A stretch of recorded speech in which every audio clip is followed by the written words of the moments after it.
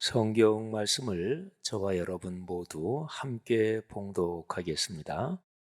에베소서 5장 21, 22절, 25절, 또 6장 1절, 4절입니다. 거룩하신 하나님의 말씀입니다. 그리스도를 경외함으로 피차 복종하라. 아내들이여 자기 남편에게 복종하기를 주께 하듯 하라. 남편들아 아내 사랑하기를 그리스도께서 교회를 사랑하시고 그 교회를 위하여 자신을 주심같이 하라. 자녀들아 주 안에서 너희 부모에게 순종하라. 이것이 옳으니라. 또 아비들아 너희 자녀를 노엽게 하지 말고 오직 주의 교훈과 훈계로 양육하라. 아멘. 5월이 가정의 달입니다. 1년 내내 여러분의 가정에 주의 축복이 가득하기를 바라지만 특별히 이 5월 더 각별하게 하나님의 은혜가 가정 가문에 넘치기를 주님의 이름으로 축복합니다. 남편과 아내 그리고 부모와 자녀의 관계에 대해서 오늘 에베소서 이 본문 말씀을 통해서 우리가 한번 귀를 기울이면서 가르침을 받으려고 그래요. 에베소서 5장 그리고 6장으로 넘어가는 이 본문은 가정에 대한 말씀에서는 성경에서 가장 대표적인 한 두세 군데 꼽아라 그러면 들어갈 그런 말씀이죠. 오늘 제가 6장 4절까지로 해서 5장에서는 남편과 아내 그리고 6장 거기에서는 부모와 자녀 여기까지 설교 본문으로 정했습니다만 5절 이하의 말씀도 이게 사실은 2000년 전 이 성경이 기록될 당시에는 5절 이하의 말씀도 가정에 대한 권면입니다. 5절부터 보면 종들 그리고 상전들에게 권면하는 말씀이 나옵니다. 종들아 그리고 상전들아 이렇게 해서 권면하는 말씀이 나와요. 근데 2000년 전 성경이 기록될 당시에는 노예 제도가 있었던 때거든요. 그래서 가정에 노예, 종들이 있는 경우가 많았습니다. 이제 그 사람들까지 포함해서 이제 가정에 대한 권면이지요. 그 사람들을 가족, 저는 조금 더 넓은 범위를 표현하는 말로 가솔이라고 부르면 그게 그 당시에 전체 가족 공동체였습니다. 근데 오늘날에는 노예 제도가 있는 그런 시대가 아니니까 그래서 6장 5절 이하의 종들과 상전에 대한 이 구절 이거는 이제 많은 설교자들이 사회적인 관계, 직장 생활하면서 오너, 사장이 있고 또 직원으로 일하고 그러잖아요. 그래서 직장 생활에 대한 구절로 그렇게 해석하기도 합니다. 아무튼요, 오늘 제가 읽은 말씀에서는 제가 일부러 아주 한 절씩 건너뛰어가면서 설교 본문을 정했습니다. 그러니까 아내에게 주시는 말씀 5장 22절 아내들이여 자기 남편에게 복종하기를 주께 하듯 하라. 그리고 나서 뒤에 설명이 좀 나옵니다. 설명 부분은 빼고 22절 아내들이여 자기 남편에게 이것만 제가 딱 정했고 그 다음에 건너뛰어서 남편들에게 주시는 말씀 남편들아 아내 사랑하기를 그리스도께서 교회를 사랑하시고 그 교회를 위하여 자신을 주심같이 하라. 그리고 또 그 뒤에 설명이 나와요. 네, 그거는 그냥 건너뛰고 그리고 6장으로 넘어가서도 이제 아내들, 남편들에 대한 딱 명령의 제일 첫 번째 문장만 제가 선택을 했듯이 6장에서도 제가 그렇게 했습니다. 1절, 자녀들아, 주 안에서 너희 부모에게 순종하라. 이것이 옳으니라. 그리고 건너뛰어서 4절 보면 아비들아, 여기에 아비들아, 여기에는 아버지, 어머니가 같이 들어가는 걸로 보면 되겠죠. 그러니까 부모들아, 너희 자녀를 노엽게 하지 말고 오직 주의 교양과 훈계로 양육하라. 여러분이 네 구절을 한번 생각을 해보십시오.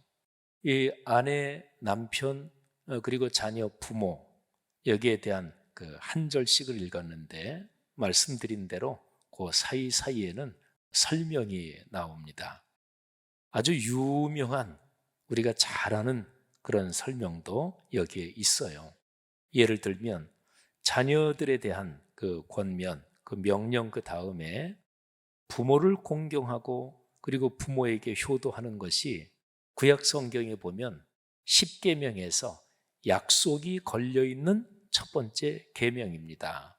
그래서 내가 부모를 공경하면 잘 될 거다. 땅에서 장수할 거다. 그러니까 잘 살게 될 거다. 이게 하나님의 약속이라는 거죠. 여러분, 제가 오늘 여기에 부부 관계 또 부모와 자녀 관계에서 한 구절씩만 뽑은 이유가 있습니다. 그 네 구절을 잘 보면 보통의 세상에서 남편과 아내 부부 관계가 참 지혜로운 부부들이 많이 있겠죠. 또 보통 하는 말로 아유 저 부부는 참 금슬이 좋아. 또 아유 저 부부는 참 가정 생활하면서 참 지혜로워. 이렇게 말하자면 칭찬받고 긍정적으로 아름답게 인생길을 걸어가는 부부들이 많이 있을 거예요.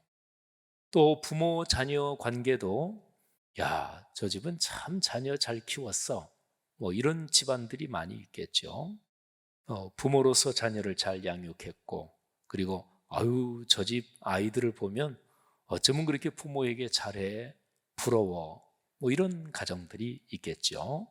그런데요 오늘 여기 네 군데 네 절을 보면 이 세상에서 남편과 아내 또는 부모와 자녀 관계가 참 지혜롭고 그리고 아름답고 이런 거하고는 차원이 다른 어떤 그런 내용이 여기에 들어가 있습니다. 제가 부부 또는 부모와 자녀 아름답게 행복하게 지내는 그런 언급을 했습니다만 현실적으로 많은 가정들에는 부부관계가 좀 안 좋은 그런 경우도 있겠고요. 또 부모 자녀 관계가 많이 틀어지고 심지어는 뭐 완전히 깨진 그런 경우도 있을 수가 있겠지요.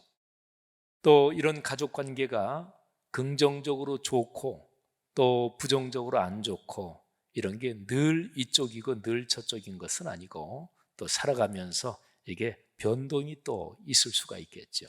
아무튼 우리는 그런 가운데서 살아갑니다. 근데 가장 중요한 것, 기억해야 될 것 하나는 가족 관계는 사람이 이 세상을 떠날 때까지 결코 무관할 수 없는 아주 중요한 그런 인간관계가 1차적인 인간관계가 가족관계잖아요. 제 아무리 사회적으로 성공을 해도 또 제 아무리 돈을 많이 벌고 또는 뭐 사회적으로 남들이 다 바라는 그런 자리에 올랐을지라도 남편과 아내, 부모와 자녀의 가족 관계가 깨지고 망가지면 사람은 결코 행복할 수가 없습니다. 그래서 성경에서도 가족 간의 관계, 이 가정을 굉장히 중요하게 여기는 거지요. 자, 그런데 오늘 제가 말씀드린 그 네 구절을 보면 남편이 아내에게 잘하고 아내가 남편에게 잘하고 또 부모 자녀도 그런 어떤 일반적인 권면 말고 아주 특별한 그런 표현들이 네 구절에 다 들어가 있습니다. 자, 아내들에게 권면하는 구절에는 남편에게 복종하기를 주께 하듯 하라. 그러니까 주님께 하듯이 남편에게 복종하라. 혹시나 여성분들 중에서 이 복종이라는 단어가 너무나 좀 권위적이고 그리고 일방적인 순종을 강요하는 뭐 이런 뉘앙스로 느껴지실 수도 있겠어요. 그러면서 성경이 기록된 2000년 전 그때는 가부장적인 문화권이었으니까 역시 이런 단어를 썼겠구나 뭐 이렇게 생각할 수도 있겠지만 이 복종이란 단어는 이 문맥을 따라 근본적으로 보면 아내가 남편을 진실하게 사랑하면서 그러면서 같이 동반자로서 격려하고 응원하며 같이 인생길을 걸어가는 것을 말합니다. 그리고 남편이 아내에 대한 그런 관계도 역시 또 마찬가지입니다. 자, 아무튼요, 아내들에게 권면하면서 남편에게 순종하고 또 남편을 사랑하면서 동반자로 걸어가기를 주님께 하듯 하라. 주님께 하듯 한다. 이 표현 때문에 이 아내에 대한 권면이 갑자기 달라지는 거잖아요. 남편에 대한 것도 마찬가지입니다. 아내 사랑하기를 그리스도께서 교회를 사랑하시고 그 교회를 위하여 자신을 주신 것처럼 그렇게 아내를 사랑해라. 예수 그리스도께서 십자가에 달려 인류의 죄를 지시고 돌아가셨죠. 그리고 부활하셨습니다. 값없이 자신을 목숨까지 내주시면서 교회 공동체 하나님 나라를 위해서 다 희생하셨습니다. 그러니까 그리스도께서 그렇게 하신 것처럼 남편들에게 아내를 사랑하라고 명령하고 있는 거지요. 여러분, 이 정도 되면 남편과 아내, 남성과 여성 중에서 가부장적인 문화권은 아무래도 남성이 주도적으로 힘을 갖고 있다 그럴까요? 그런데 또 유대 문화권이 가부장적인 문화권인 것 같지만 구약 성경 또는 유대 문화, 히브리 문화에서 여인의 위치, 어머니의 위치는 아주 중요한 핵심적인 역할을 가지고 있습니다. 아무튼요, 아내와 남편에게 권면하는 이 말씀에서 주님께 하듯이 하라. 그리스도께서 하신 것처럼 그렇게 자신을 희생하고 사랑하라. 이 주님, 그리스도가 이 얘기에 들어오면서 상황이 갑자기 달라지는 거죠. 그냥 보통 살아가는 세상 사람들의 모습에서 남편과 아내, 아우 저 가정은 진짜 괜찮아. 그리고 참 지혜로워. 참 잘 살고 있어. 이런 가정도 있겠고 조금 못한 가정도 있겠고. 근데 여기에서는 어떤 부부 관계가 다른 부부 관계에 비해서 더 나은가, 더 행복한가, 비교 개념을 이미 넘어선 얘기입니다. 여기에서 사도 바울은요, 조금 뒤에 남편에게 권면하는 말씀 그 뒤로 읽어가다 보면 이런 얘기를 합니다. 내가 지금 남편과 아내의 관계에 대해서 말하고 있지만 사실은 내가 이 계제에 그리스도와 교회에 대해서 내가 지금 얘기한다. 그리스도와 교회 결코 떨어질 수가 없지요. 어떤 교회가 건물이 좋고 또 행사도 많이 하고 또 그 교회 다니는 성도들이 진짜 이 교회 참 좋다. 제 아무리 그렇게 생각해도 예수 그리스도께서 그 교회 중심에 계시지 않으면 그 교회는 사실은 건강한 교회가 아닙니다. 그리스도 예수께서 계시지 않으면 그럼 그건 이미 교회가 아니지요. 그러니까 그리스도와 교회는 절대로 뗄 수가 없는 거죠. 교회의 시작이 예수 그리스도께서 십자가에 달려 돌아가시고 부활하시고 승천하시고 성령이 강림하시는 이 그리스도의 사역 때문에 교회가 생겼고 교회가 존재하는 것이고, 그리고 교회는 그렇게 그리스도를 중심에 모시고 하나님의 나라를 선포하며 이루어가는 존재가, 그런 공동체가 교회거든요. 그러니까 사도 바울이 남편과 아내의 관계를 얘기하면서 이 굉장히 신비롭고 그리고 성경에서 아주 중요한 구원의 사건, 그 핵심에 있는 그리스도와 교회, 이 얘기를 해요. 여러분, 이거는 무엇을 의미하는 것일까요? 그러니까 사도 바울은 지금 남편과 아내, 부부의 관계를 신앙에서 핵심적인 그리스도와 교회의 관계, 여기에 연결시키면서 부부의 관계를 차원을 확 하고 높여버리는 거예요. 그러니까 여기는 비교 개념이 이미 없습니다.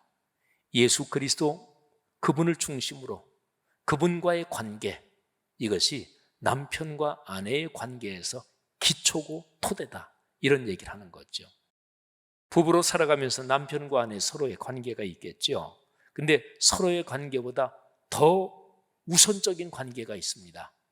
남편이 예수 그리스도와 어떤 관계에 있느냐, 또 아내는 아내대로 예수 그리스도와 어떤 관계가 있느냐?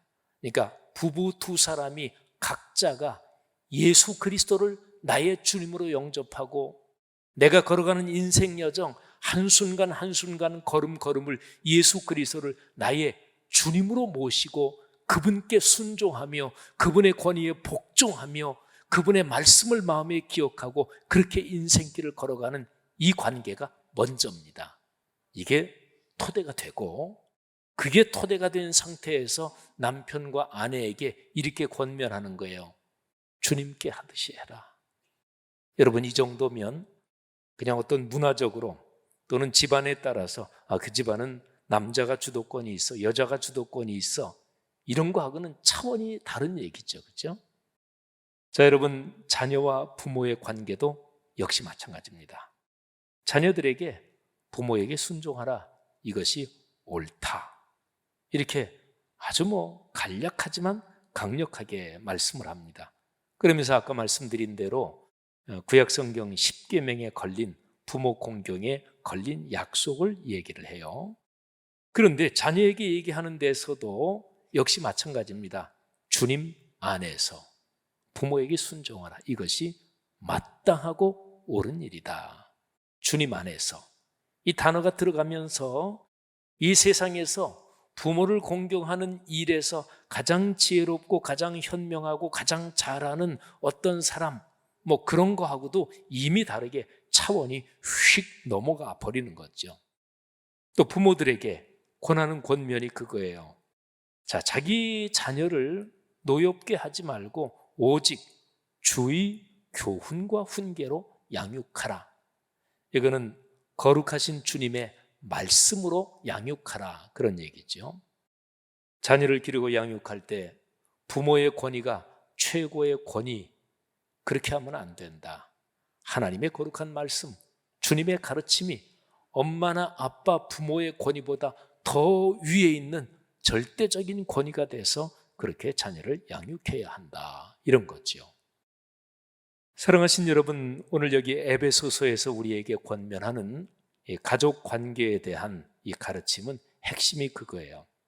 우리 가정, 또 우리 가족 모든 관계 속에 예수 그리스도를 주인으로 초대하라는 거예요. 주인으로. 그래서 남편과 아내의 관계든지 부모와 자녀의 관계든지 가족의 모든 관계, 또는 할아버지, 할머니, 손자, 손녀의 관계든지 가족의 모든 관계에서 기준이 무엇이냐, 그리고 토대가 무엇이냐, 가장 높은, 말하자면 모든 관계를 끌어가는 그 방향 또는 그 기조가 뭐냐, 그게 바로 예수 그리스도의 가르침이다 하는 거죠. 그분이 주인이시다 하는 거죠. 사랑하는 여러분이요, 여러분 가정의 이 가족 관계들을 한번 생각을 해보십시오. 현실적인 삶의 여정에서 부부마다 또는 부모 자녀마다 가정마다 다 관계는 다를 것입니다. 또 특색도 있고요. 그런데 적어도 그리스도인 가정이라면 그 가정에서 주인이 누구냐, 그리고 기준과 가치가 무엇이냐, 이게 이제 핵심적으로 중요하죠. 그게 바로 주인은 예수 그리스도 삼위일체 하나님이시여, 그리고 그 가치, 핵심적인 그 기준은 바로 거룩한 말씀이다 하는 거죠. 오늘 제 설교 본문에서 21절도 들어가요. 21절 내용이 이렇습니다. 그리스도를 경외함으로 피차 복종하라. 여러분, 21절 말씀은 쭉 내려오는 이 가족관계에 대한 모든 말씀의 대전제입니다. 그리스도를 경외함으로 피차 복종해라. 그러니까 그리스도와의 관계, 그분이 우리의 주인이시잖아요. 주님이시잖아요. 그러니까 그분을 경외하며 그분을 예배하며 그분과의 관계가 늘 아름답게 지속되면서 그렇게 살아라. 그리고 그분의 뜻에 복종하라, 순종하라. 그분의 뜻은 66권 성경 말씀이니까 그리스도를 경외하며 말씀을 묵상하며 그분과 동행하라. 그리고 나서 이제 아내와 남편에 대한 권면이 나오는 거예요. 그러니까 아내도 남편도 그리스도를 경외함으로 서로가 사랑하고 순종하고 복종하라는 거죠. 자녀와 부모의 관계도 마찬가지입니다. 그리스도를 경외함으로 피차 복종하고 사랑하고 존경하고 아끼라는 얘기입니다.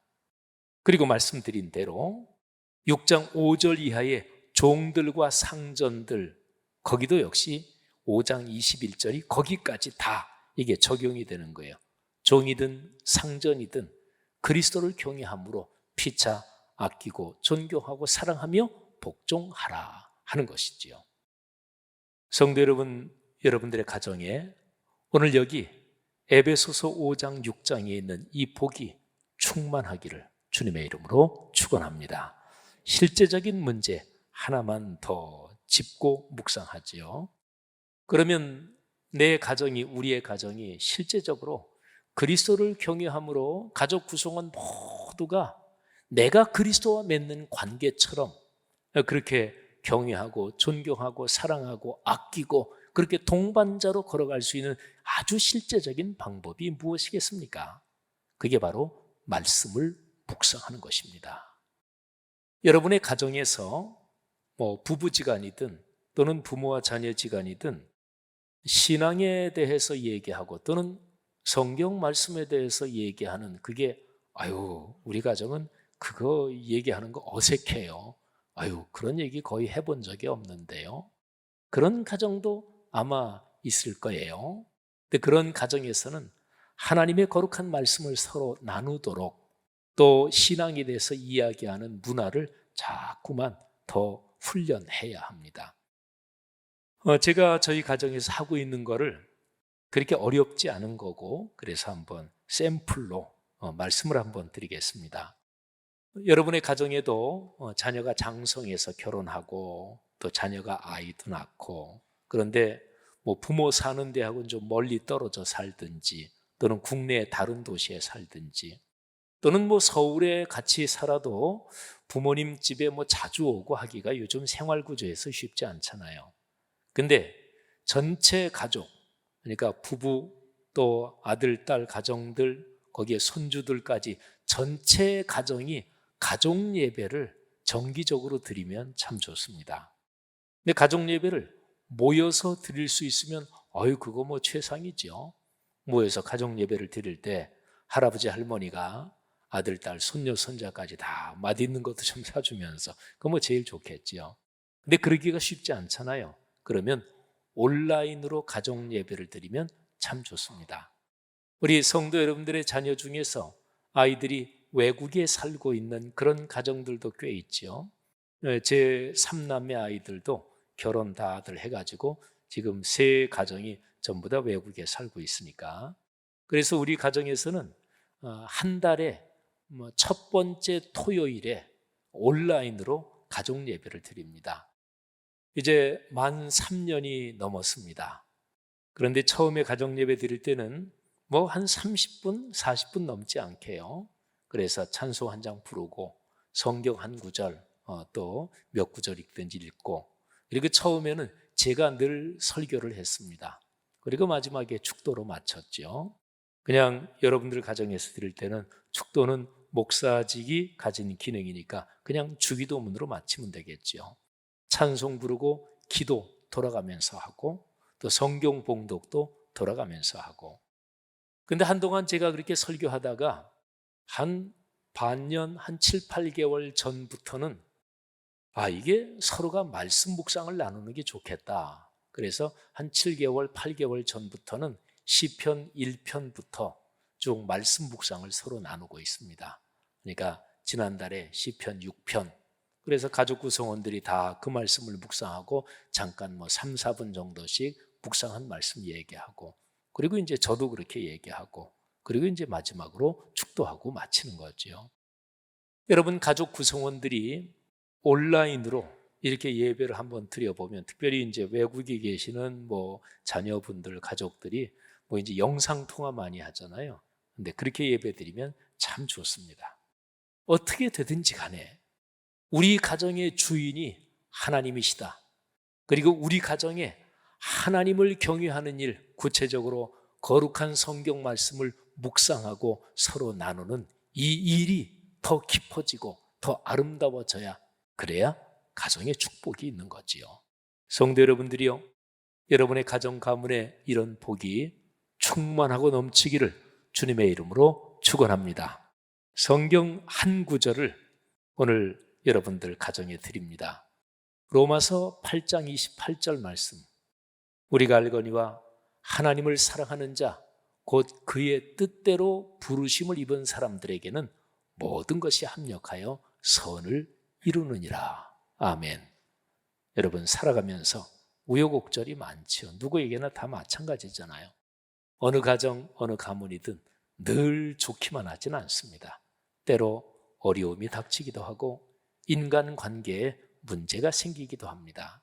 그런데 로마서 8장 28절은 하나님이 나와 함께 계시고 하나님이 우리 가정에 함께 계시면 모든 것이 합력하여 선을 이룬다, 이런 구절 아니겠어요? 이 말씀을 꼭 붙잡고 여러분 가정과 가문에 하나님이 베푸시는 그 축복을 확신하면서 인생 여정 걸어가시기를 주님의 이름으로 축원합니다.